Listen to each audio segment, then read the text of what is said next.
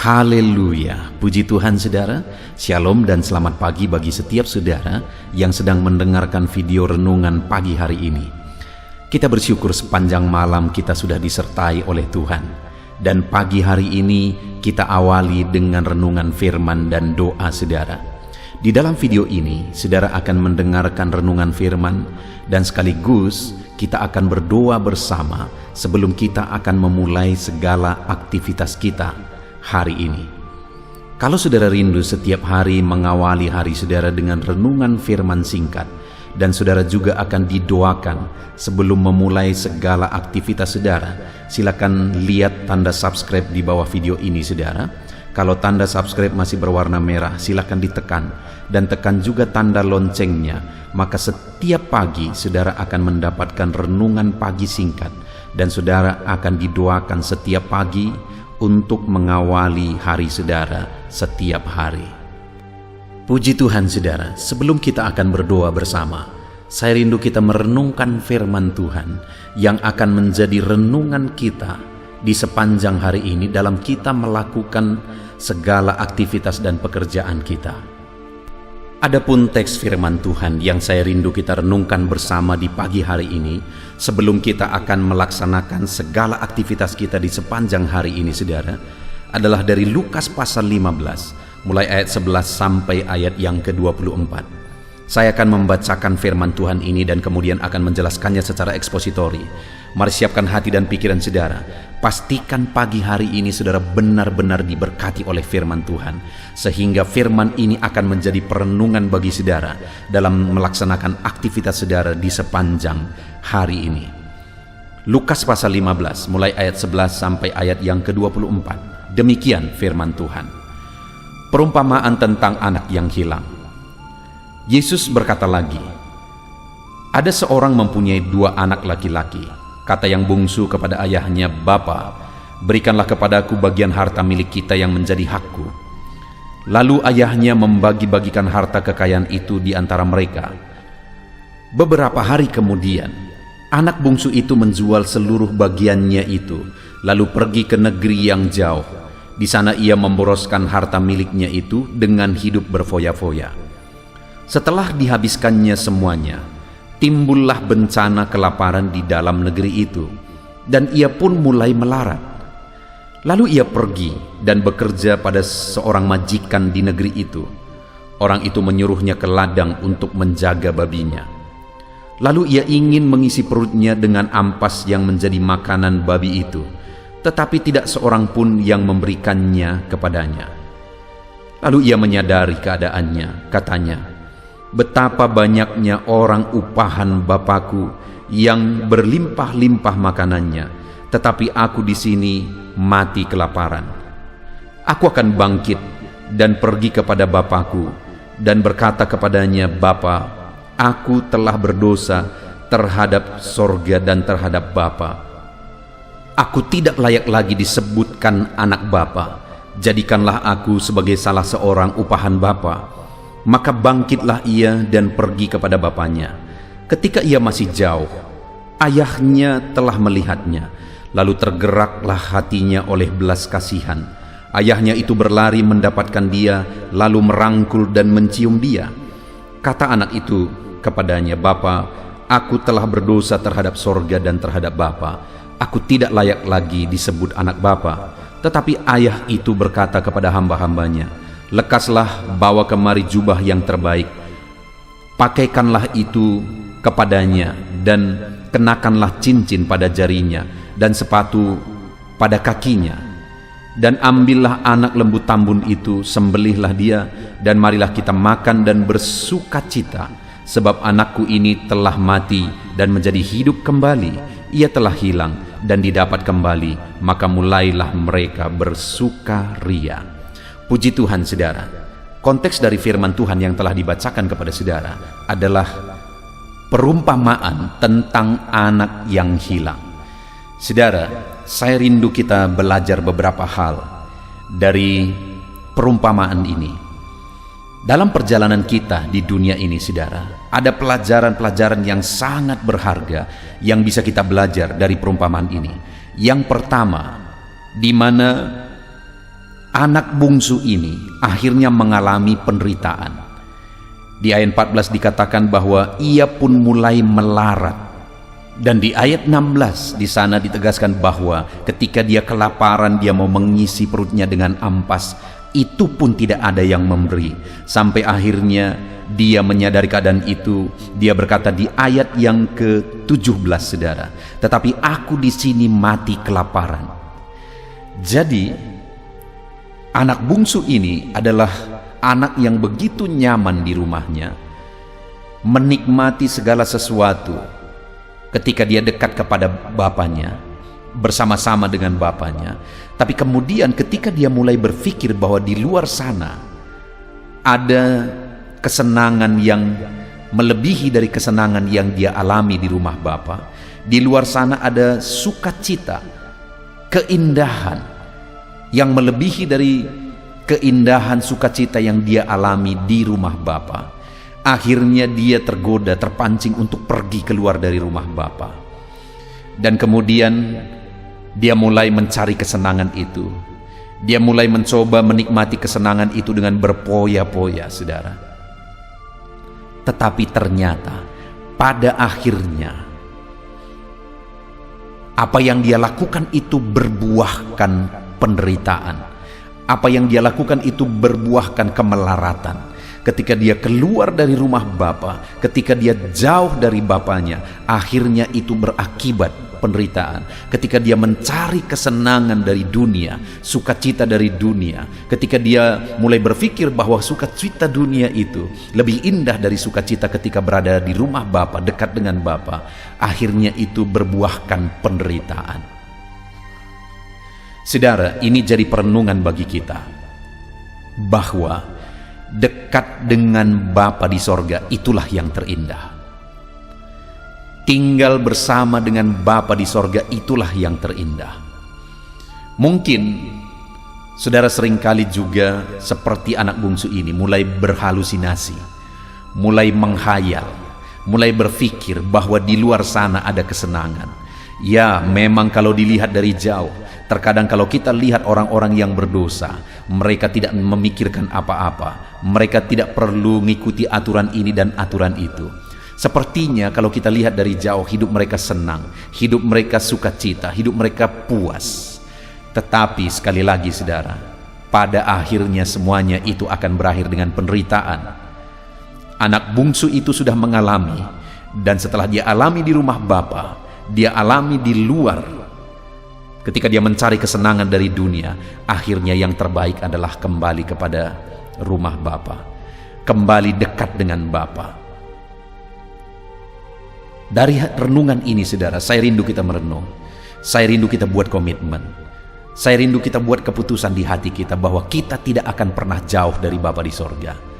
Kita tidak akan pernah meninggalkan Bapa di sorga dan mencari kesenangan dunia demi mendapatkan kesenangan dunia. Karena sekali lagi, kesenangan dunia hanya sepertinya memberikan kesenangan, tetapi pada akhirnya akan berbuahkan penderitaan.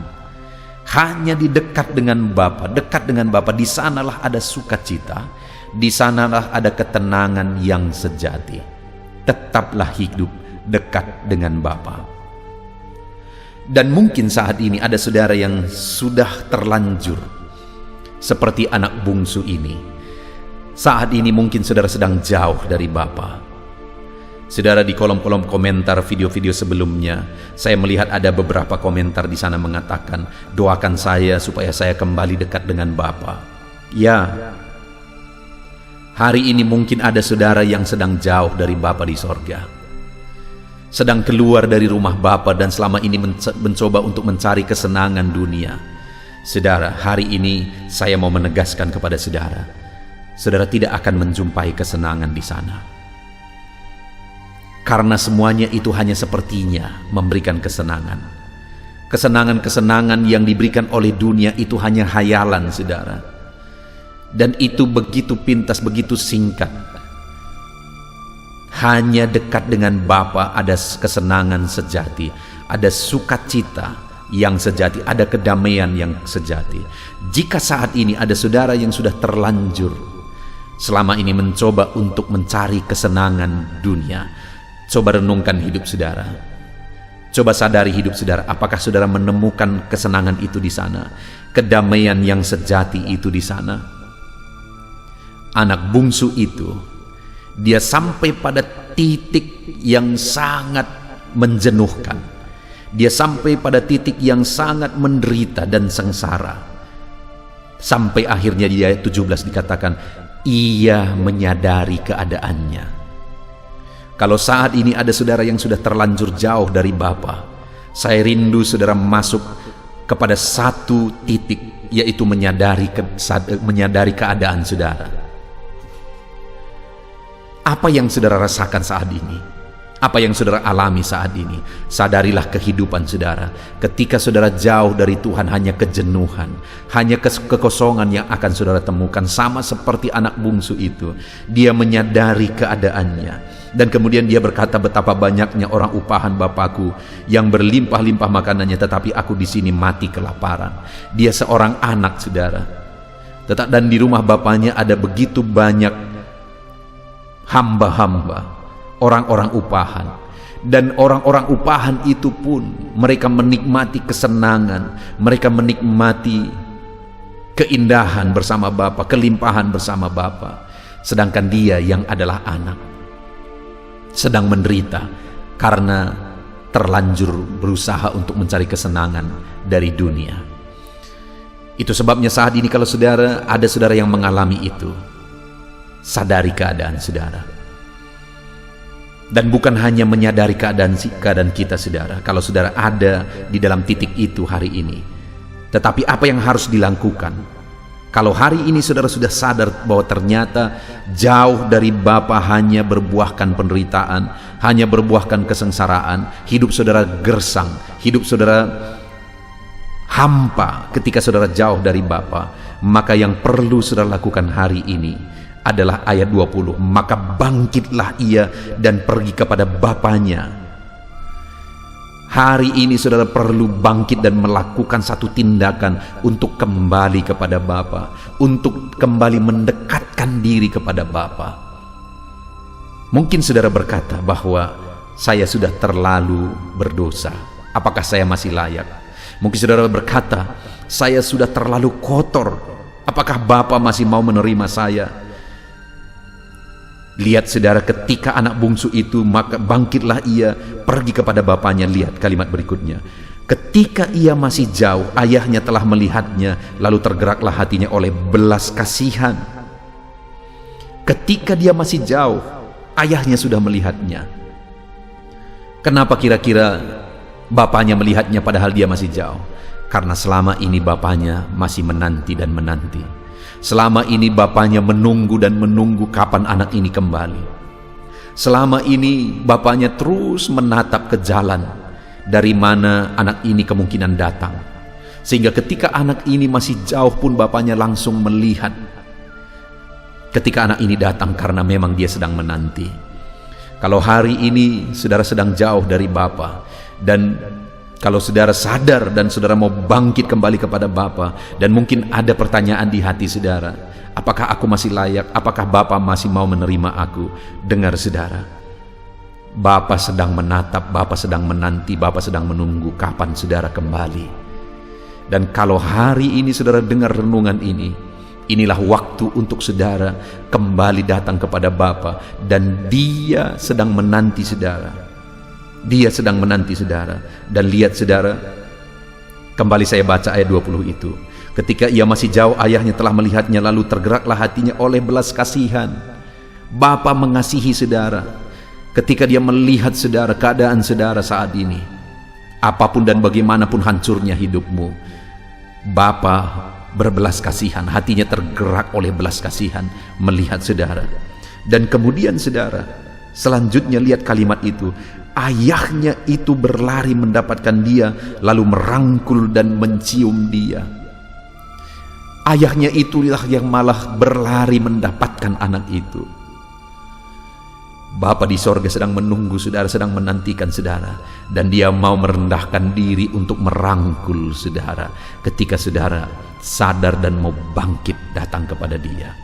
Lalu kemudian singkat cerita, akhirnya bapak itu berkata bahwa mari kita berpesta, kenakan pakaian yang terbaik, kenakan cincin bagi dia, lalu kemudian sembelih lembu tambun itu. Saudara lihat betapa dahsyat bapak yang menantikan anaknya kembali. Gambaran ini diungkapkan bagaimana Bapa mau menerima orang-orang berdosa yang mau datang kepada dia, orang-orang berdosa yang sadar dan mau bangkit dan kembali kepada Bapa. Hari ini kalau mungkin saudara kita sedang ada bersama Bapa dan saudara tetap dekat dengan Bapa, saya mau menegaskan, tetaplah dekat dengan Bapa, karena jauh dari Bapa hanya akan berbuahkan penderitaan.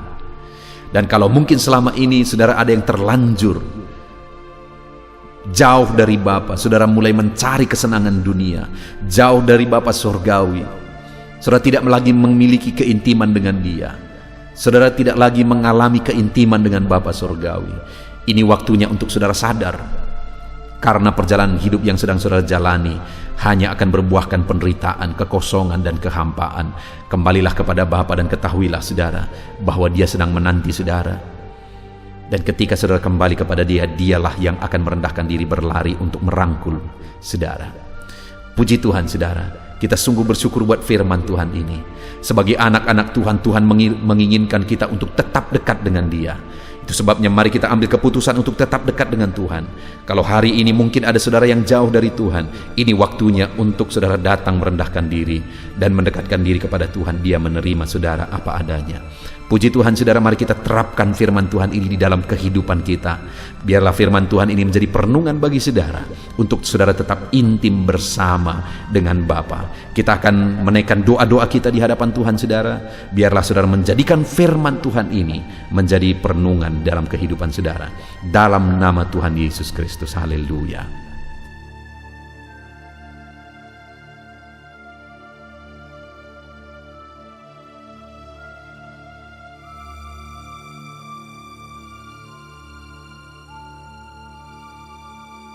Puji Tuhan saudara, tiba waktunya untuk kita menaikkan doa-doa kita di hadapan Tuhan sebelum kita memulai segala aktivitas kita sepanjang hari ini.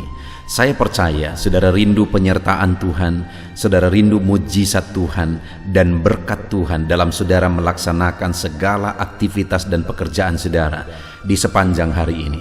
Itu sebabnya mari kita merendahkan diri di hadapan Tuhan. Mari kita berdoa bersama dengan sungguh kita memohon di hadapan Tuhan.